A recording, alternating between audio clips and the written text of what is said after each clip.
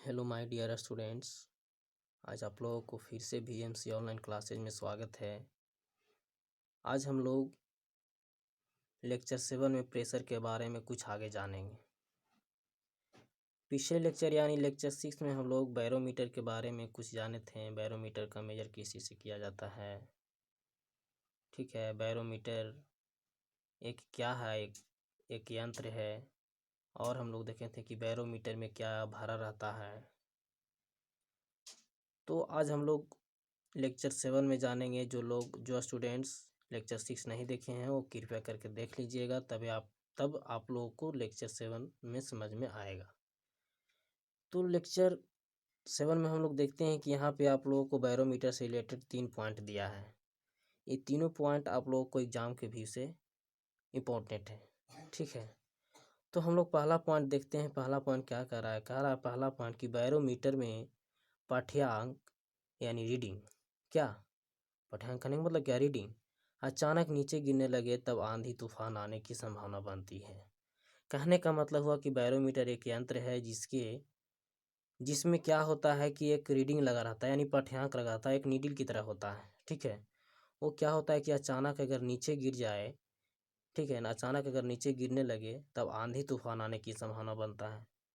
दूसरा पॉइंट में आपका कहता है कि जब बैरोमीटर का पाठ्यांक धीरे धीरे नीचे गिरे तो बरसात होने की संभावना बनती है। कहने का मतलब कि बैरोमीटर का जो पाठ्यांक होगा, जो नीडल होगा, ठीक है, वो अगर धीरे धीरे गिरेगा नीचे तो बरसात होने की संभावना बन सकता है।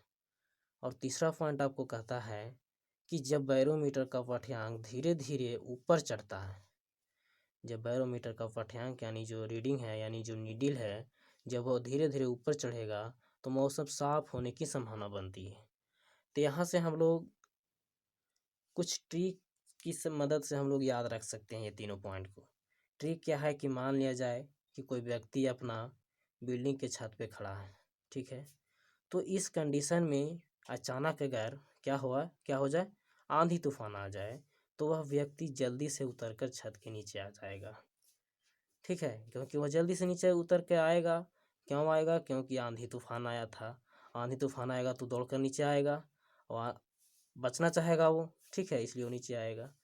दूसरा, और जब बारिश होने लगे तो वह व्यक्ति छत से धीरे धीरे नीचे उतरेगा। देखिए, आप लोग जो बचपन में आप लोग ज़्यादा पसंद करते होंगे बारिश में स्नान करने का, ठीक है। जब बारिश होता होगा तो बहुत ज़्यादा पसंद करते होंगे स्नान करने के लिए। तो वही आप जब बारिश से होता है तो आप क्या होता है कि व्यक्ति धीरे धीरे नीचे उतरता है। और वही अगर जब मौसम साफ हो जाए तो व्यक्ति धीरे धीरे छत पर चढ़ता है। तो यही तीनों ट्रिक की मदद से आप ये तीनों पॉइंट को याद रख सकते हैं, ठीक है। आगे हम लोग देखते हैं पास्कल का नियम। पास्कल का नियम क्या कहता है कि पास्कल के नियम के अनुसार यदि गुरुत्वीय बल को नेग्लिजिबल यानी नगण्य मान लिया जाए तो किसी द्रव की मुक्त सतह पर लगाया गया दाब उस द्रव के अंदर सभी दिशाओं में समान रूप से संचारित होता है, ठीक है। इसका कहने का मतलब हुआ कि पास्कल के नियम के अनुसार कह रहा है कि यदि गुरुत्वीय बल, ठीक है, यानी जो ग्रेविटेशन फोर्स जो है उसको अगर नगण्य मान लिया जाए, मतलब नहीं के बराबर मान लिया जाए, तब क्या होगा कि किसी द्रव की मुक्त सतह पर जो लगाया गया दाब, जो कोई भी अगर द्रव है उसके सतह पर अगर दाब लगाएंगे यानी प्रेशर लगाएंगे तो उस द्रव के अंदर सभी दिशाओं में समान रूप से जो भी द्रव रहेगा उसे समान दिशा में मतलब समान रूप से सभी दिशा में क्या होगा, आसानी तरीका से वह संचारित होगा। तो इसको हम लोग एग्जाम का फिगर की सहायता से हम लोग समझते हैं। तो फिगर में आपको है कि मान लिया जाए कि यह आपका एक टैंक है, ठीक है, कंटेनर है।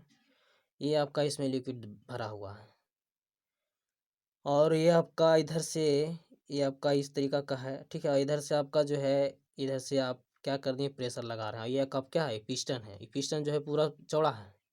आई पिस्टन से इधर से क्या कर रहे हैं हम लोग, प्रेशर लगा रहे हैं। तो प्रेशर लगा रहे हैं तो क्या होगा, यहाँ तक तो ये प्रेशर समान लगेगा और यहाँ तक प्रेशर लगने के बाद क्या होगा कि इधर यहाँ तक तो क्या था, एरिया ज़्यादा था तो प्रेशर यहाँ क्या लग रहा था, कम लग रहा था।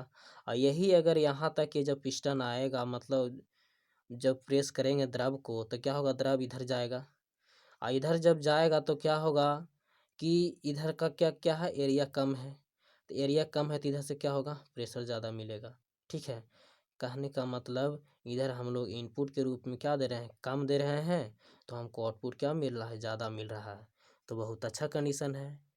क्यों? क्योंकि आजकल के लोग यही चाहते हैं कि इनपुट में हम लोग कम दें और आउटपुट में हमको ज़्यादा मिले। कहने का मतलब खर्चा हम कम करें और लाभ ज़्यादा कमाएं।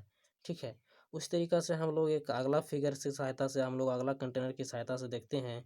तो इसमें देखते हैं कि ये आपका लिक्विड भरा हुआ है। ठीक है, और इधर की जो क्या है, एरिया आपका ज़्यादा है, तो ज़्यादा है तो इधर क्या होगा, प्रेशर कम लगेगा। यहाँ से आपका देखिए पिस्टन है, ये कहाँ से प्रेशर लग रहा है, और यही इधर जो है कंटेनर आपका पतला होता गया है, तो इधर क्या होगा कि एरिया कमता गया है।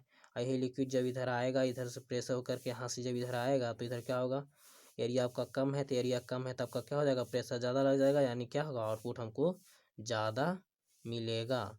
और यहाँ से हमको इनपुट क्या मिल रहा है, कम, यहाँ से इनपुट हम लोग दे रहे हैं, तो यहाँ से हम लोग इनपुट कम दिए। ठीक है, क्योंकि यहाँ पे एरिया ज़्यादा था, प्रेशर कम लग रहा था इसलिए। और यहाँ से जब यहाँ पे आए इससे, तो यहाँ पे एरिया क्या था, ज़्यादा कम था, तो यहाँ एरिया कम था तो प्रेशर क्या हुआ, ज़्यादा लगा, तो प्रेशर ज़्यादा लगा तो अब मेरा आउटपुट जो था क्या मिला, ज़्यादा मिला। अब हम लोग देखते हैं कि पास्कल के नियम के सिद्धांत पर निम्नलिखित 3 टर्म वर्क करता है। ठीक है, कौन कौन टर्म वर्क करता है। पहला है आपका हाइड्रोलिक यानी द्रव चालित ब्रेक, हाइड्रोलिक ब्रेक, जो आप लोग देखे होंगे डिस्क ब्रेक वगैरह जो आपका गाड़ी वगैरह में लगा रहता है।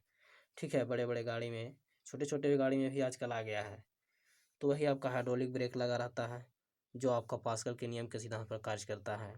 दूसरा आपका पॉइंट है हाइड्रोलिक प्रेस, या तो हाइड्रोलिक, हाँ हाइड्रोलिक प्रेस। ठीक है, ये भी आपका क्या है, पास्कल के नियम के सिद्धांत पर भी कार्य करता है। तीसरा आपका है हाइड्रोलिक लिफ्ट, ये भी जो है आपका पास्कल के नियम के सिद्धांत पर ही कार्य करता है।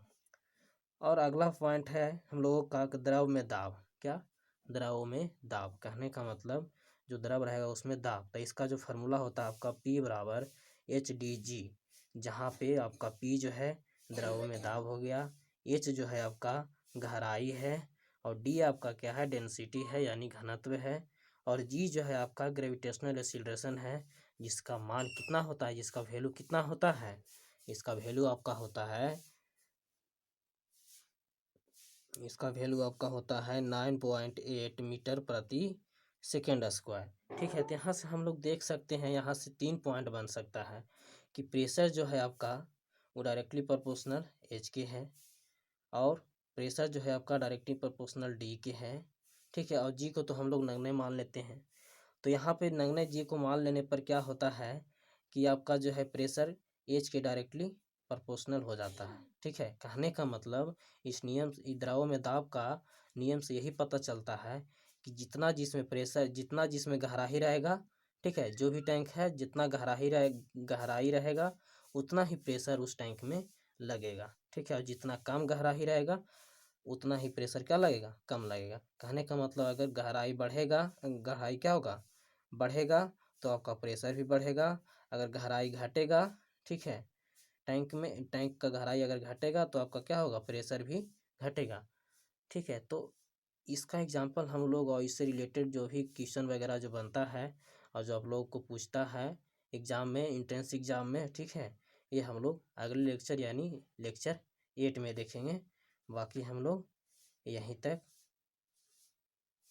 Thank you so much.